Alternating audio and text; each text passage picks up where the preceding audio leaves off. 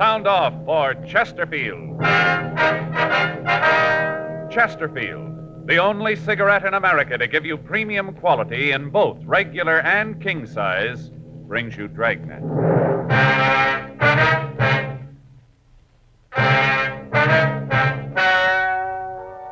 Ladies and gentlemen, the story you are about to hear is true. The names have been changed to protect the innocent.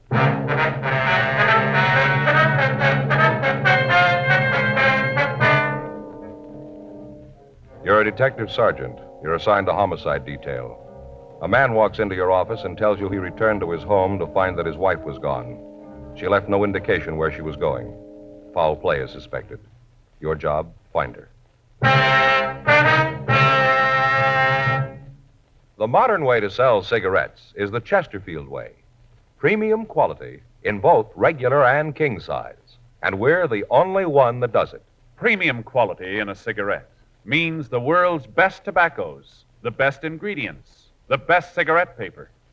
Only Chesterfield gives you this premium quality in both popular sizes. King size Chesterfield contains tobaccos of better quality and higher price than any other king size cigarette. That's certainly important to every king size smoker. Of course, it's the same fine tobacco as in regular Chesterfield. There is absolutely no difference, except that king size Chesterfield gives you more than a fifth longer smoke. Yes, the modern way to sell cigarettes is the Chesterfield way. Premium quality, both regular and king size. Chesterfield is much milder. Chesterfield is best for you.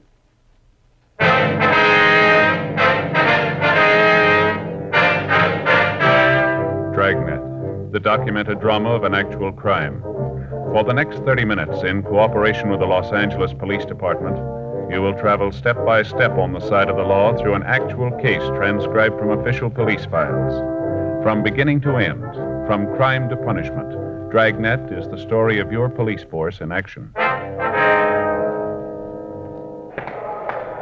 It was Tuesday, July 7th. It was hot in Los Angeles. We were working the night watch out of homicide detail. My partner's Frank Smith. The boss is Thad Brown, chief of detectives. My name's Friday. I was on my way into work, and it was 4:58 p.m. when I got to room 42.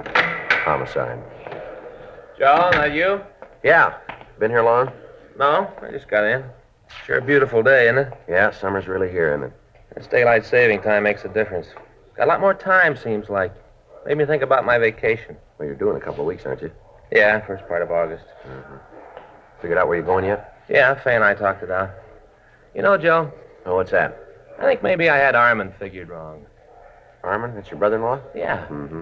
This year, Fay and I got to talking where we're going to spend the vacation. Fay wants to go up to Big Bear. I'm saying Mexico. Yeah. You know, I figure a little fishing. I hear the yellows are hitting pretty good. The what? Yellowtails. Oh, yeah. You don't fish much, do No, you, I don't Joe? fish at all, you know. Well, they're supposed to be hitting pretty good, but Fay can't see Mexico. And darn if old Armin doesn't chime in and say he thinks Mexico's a great idea. Well, that's swell. Yeah, tells Fay all about the beaches down there and how good the food is, all about the air, healthy. You know, really sells her. So that's where you're going, huh? No, Fay didn't buy it. It's going to the mountains. Well, fishing's supposed to be pretty good up there, too, isn't it? That's what I read, I guess. I I don't know. suppose so, but old Armin, how do you like that guy? He sure surprised me. Yeah, maybe he's going to work out, huh? Yeah. I'll get it. Okay. Homicide, Friday. Yes, sir, it is. I beg your pardon. Could you talk a little louder? Yes, sir. Uh-huh. Yes, sir. Well, when was that? I see. When? Yes, sir. What was that address again? All right, I have it. Yes. Yes, sir, that's right. We'll be right out. Right. Bye. Well, we got one to roll on. Kidnapping out in Hollywood. The man on the phone gave his name as Henry Wagner. He said that he'd come home from work and found that his wife was gone. He said on the phone that he'd found a note demanding ransom and cautioning him against calling the police. 5:22 p.m. Frank and I arrived at the house on Temple Hill Avenue. We parked the car down the street from the house and went up to the front door. Frank would remain in the car for a few minutes and then follow. In that way, if the kidnappers were watching the house, they wouldn't be as likely to know that we were working on the case. I rang the bell and waited. Yes, you the police? Yes, sir, that's right. My name's Friday. Oh, hello. Come in, please, quickly. I don't want them to see you. Who's them, sir? The kidnappers. They might be watching. I don't know what I'm going to do. Terrible thing to have happen. Just doesn't make sense. All right, now, sir, if you just try to calm down and tell me what happened here, we want to start right from the beginning. All right. I got home from school about 4:30. Myra wasn't here. I looked at the house for her, figured like you said on the phone that she might have gone to the store. When I couldn't find her, I started looking for a note. That's when I found the ransom demand right there on the coffee table. And you said you got home from school, is that it? Yes, I teach political science at the university. Well, when did you last see your wife? When I left this morning, about 7:30, I have a class at 8. Have you talked to her since? Yes, I called her about 1:15. Did everything seem all right then? I mean, did she seem to be upset, anything like that? No, everything seemed to be normal. Did she say if there was anyone with her when you talked to her? No, if there was, she didn't give any indication of it. I see. I know that this isn't a hoax, if that's what you're thinking. I know that Myra wouldn't do a thing like this. She's a serious woman.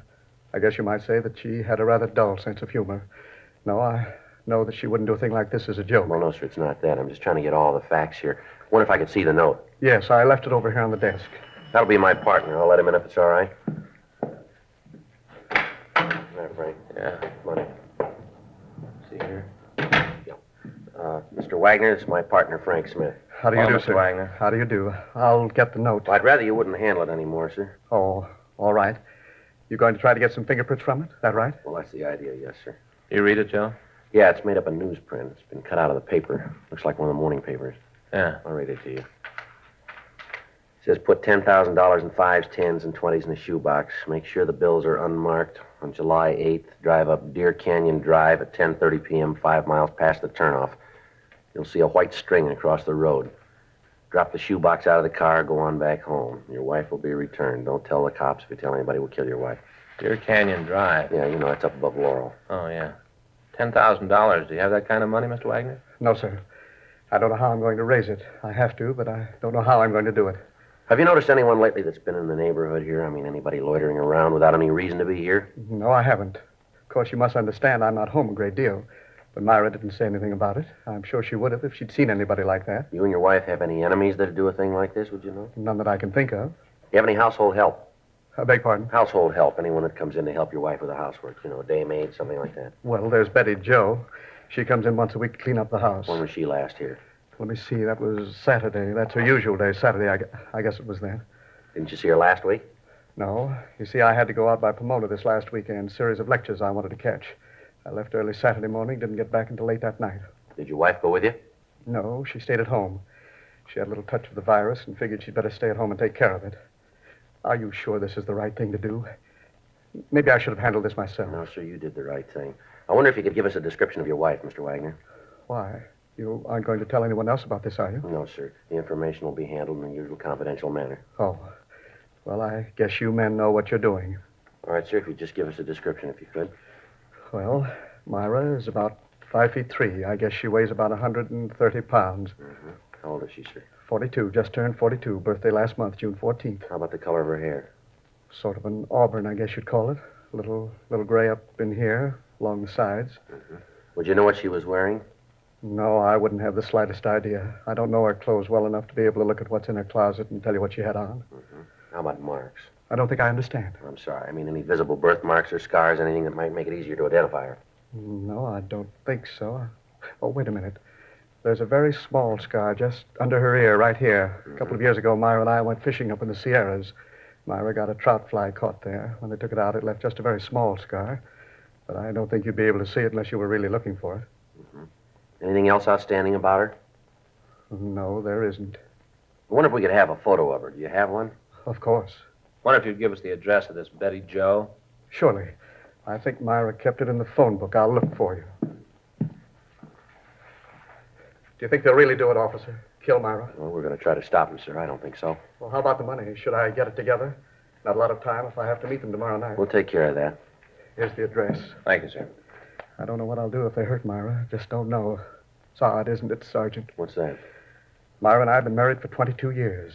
I guess I always just took her for granted. Haven't been separated at all during that time. Just took her for granted. Yes, sir.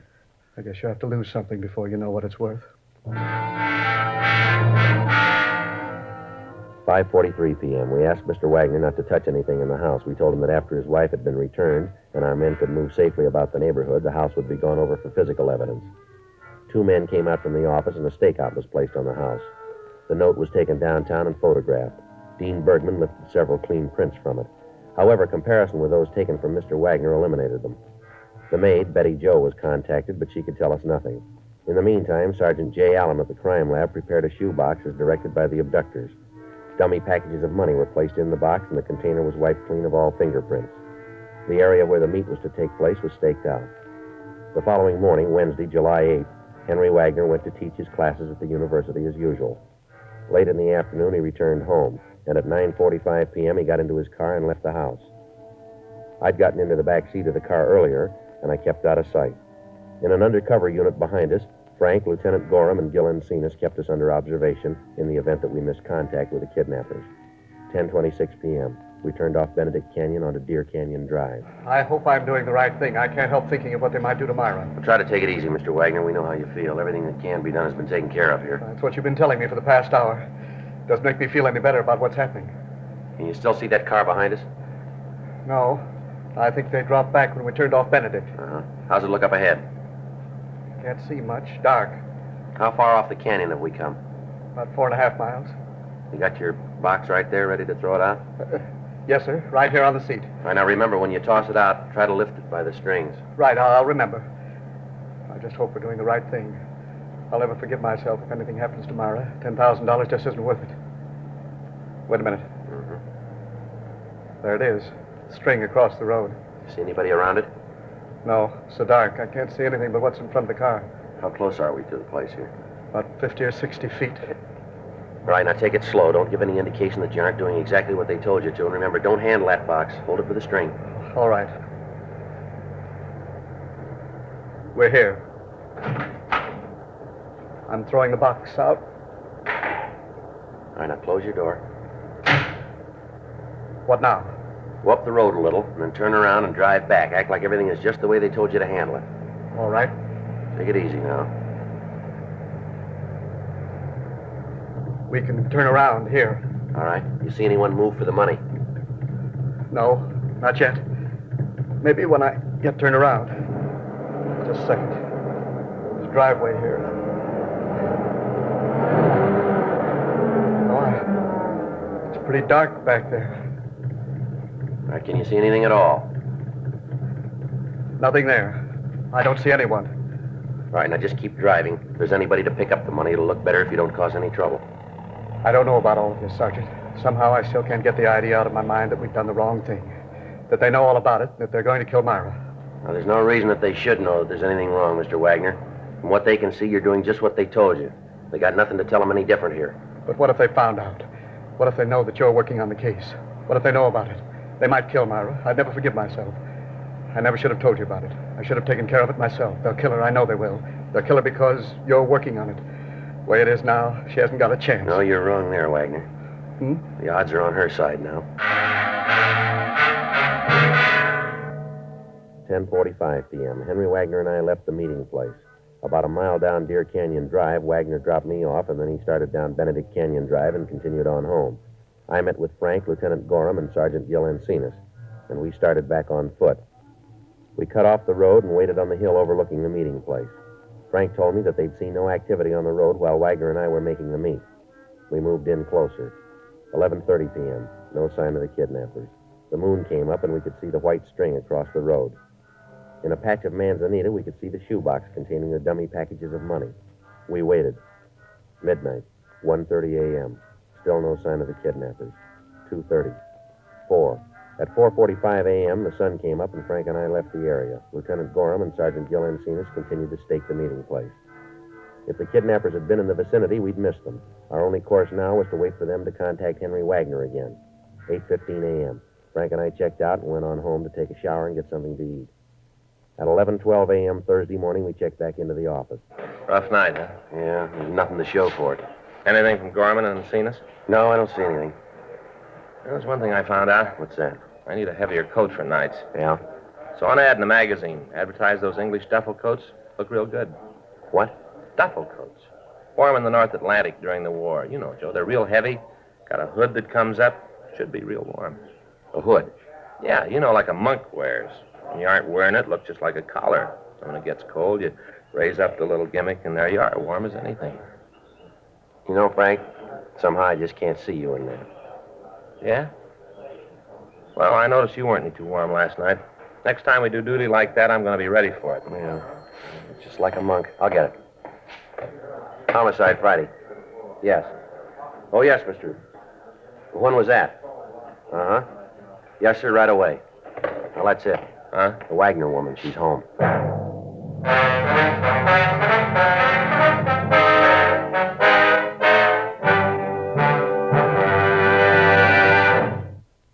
You are listening to Dragnet, the authentic story of your police force in action. Friends, you'll remember some months ago we read you our first report, the 6 months report on the effects of smoking. Then more recently, we read you the 8 months report. Now, here is the latest one. The full 10 months report confirms again. No adverse effects on the nose, throat, and sinuses of the group from smoking Chesterfields. This from a medical specialist who is making regular bi-monthly examinations of a group of people from various walks of life. 45% of them have smoked Chesterfield for an average of over 10 years. After 10 full months, the specialist reports he observed no adverse effects on the nose, throat, and sinuses of the group from smoking Chesterfield. That's the report. Buy much milder Chesterfield, regular or king size. The cigarette that's best for you.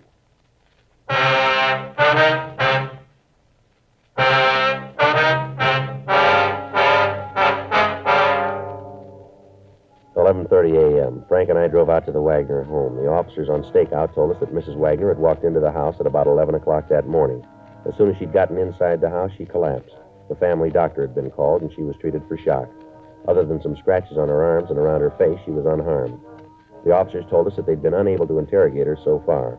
We talked to the doctor, and he told us that we could talk to her until the sedative took effect. Honey, these are policemen. They want to ask you a few questions. What? Police officers, honey. There's Mr. Friday and there's Mr. Smith. Oh, yes. They want to ask you some questions, dear, about the people who took you. Oh, all right. It won't take very long, Miss Wagner. That's all right. I want to help you get them. All right, now, if you just tell us how it happened. How it happened? Yes, ma'am.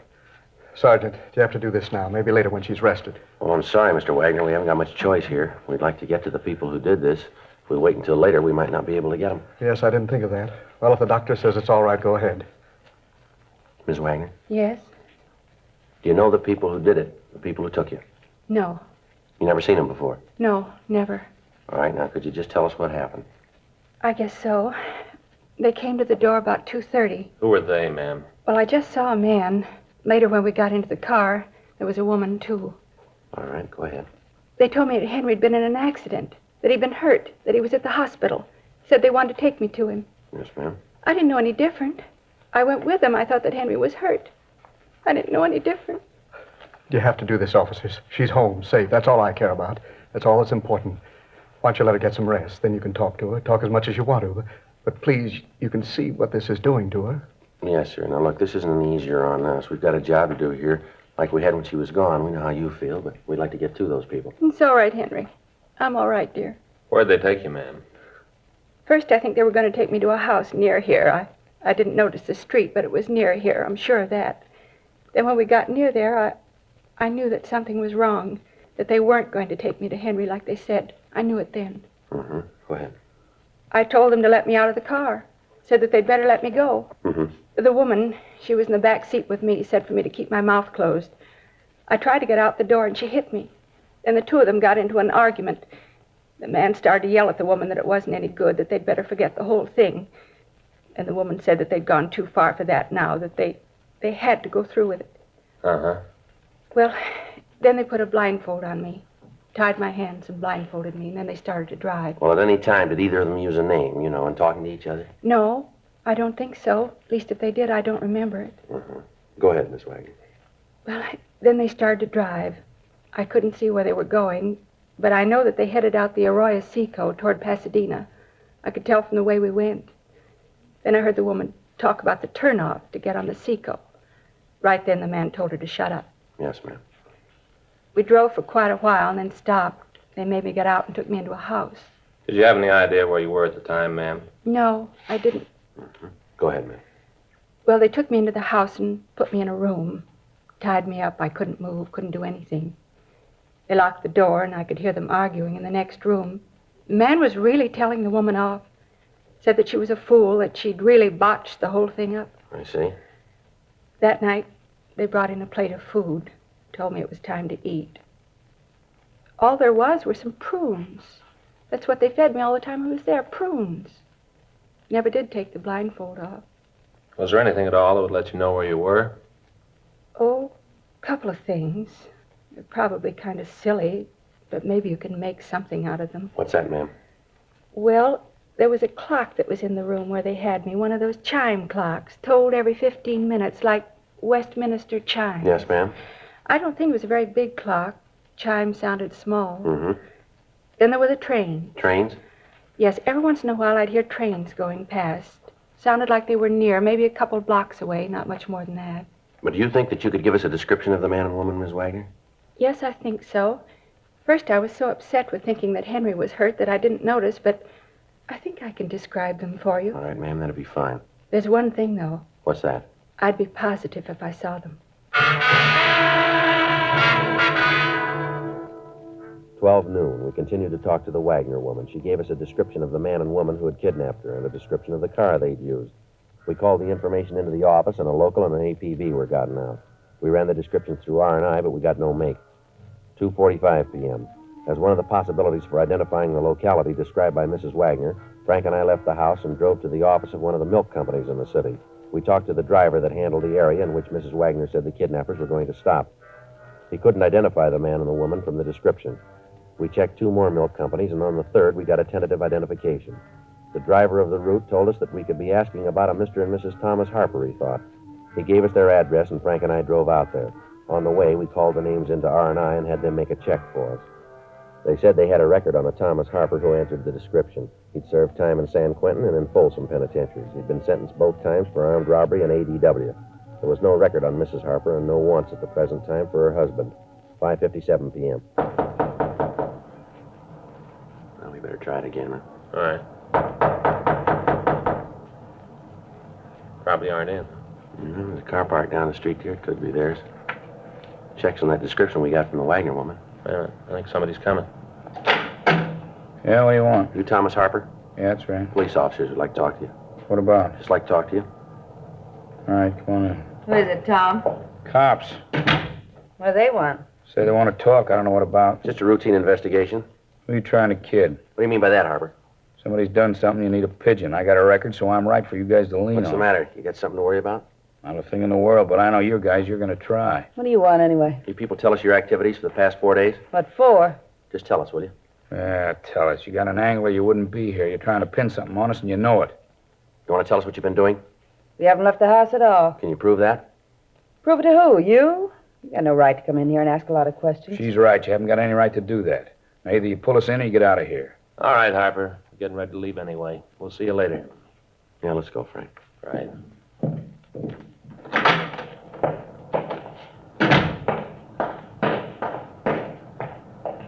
You better call the office and have the house staked. As soon as Ms. Wagner feels better, we'll have her see if she can make an identification here, huh? I don't think that'll be too hard, Joe. Hmm? Found this bill from the gas company on the table in there. Yeah? House in Pasadena.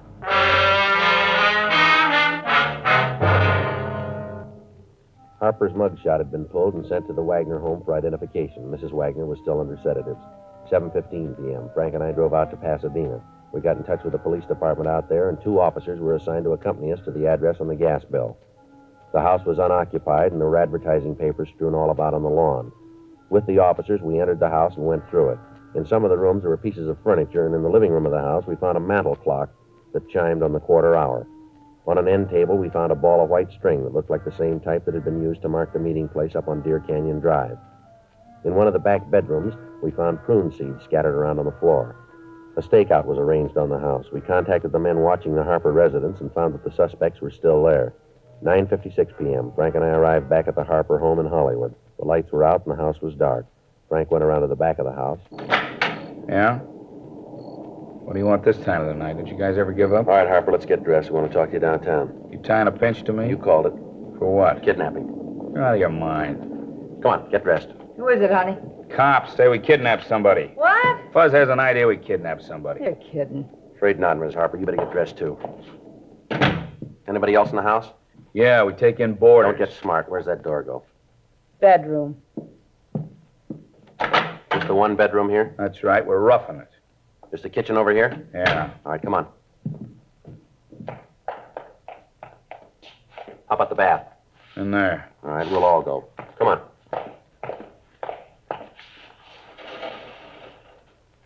All right. Let's go back to the kitchen. This door go out the backyard? You're a cop. You figure it out. Okay, Frank. Everything all right in there, Joe? Yeah, fine. You ain't kidding about this kidnap thing, are you? No, let's go. What makes you figure it might be us? You got a house in Pasadena? Why do you ask that? Have you got one? No. You're lying. Property records in Pasadena say you have. We checked the house. Matches the one we're looking for. That right? That's right. We got the woman you kidnapped. She's identified your picture, you and your wife. She couldn't identify me. I haven't got a record. You ain't taking me no place. Frank, get out of my way, cop! Hold it! Hold it right there! All right, come on your feet. Now it's shaking. He's clean. Hands behind you. I told you what had happened. I told you we should let her go right away. I told you. Oh, shut up. You and your bright ideas. 10 grand, easy. You and your bright ideas. Well, look what it got us. Look, Buster, you didn't yell when you thought of getting your hot little hands on that dough. You were all for it then. Well, we lost. What do you want me to do about it? Break down and bawl?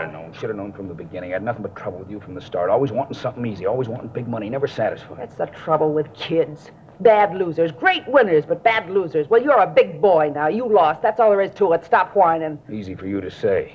If you get through with me, I'll be in for life. You got no record. She has now. Let's go.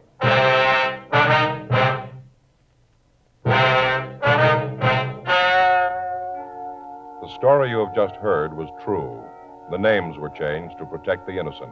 On November 10th, trial was held in Department 98, Superior Court of the State of California, in and for the County of Los Angeles. In a moment, the results of that trial. Now, here is our star, Jack Webb. Thank you, George Fenneman. Friends, only the modern cigarette Chesterfield gives you this scientific evidence on the effects of smoking. No adverse effects on the nose, throat, and sinuses of the group from smoking Chesterfields. And only the modern cigarette Chesterfield gives you premium quality in both regular and king size. Now, I know Chesterfield is best for me and best for you. Buy 'em, regular or king size. Either way, they're much milder to give you all the pleasure the modern cigarette can give.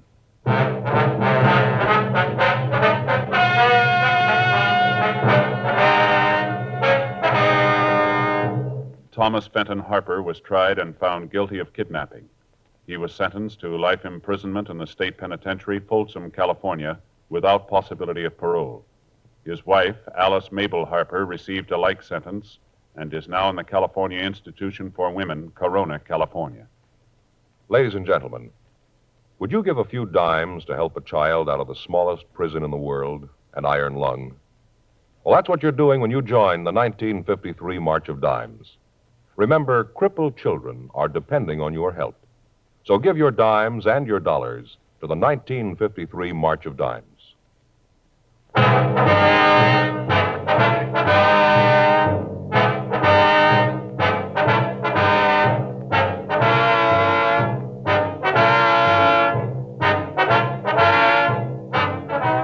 You have just heard Dragnet, a series of authentic cases from official files.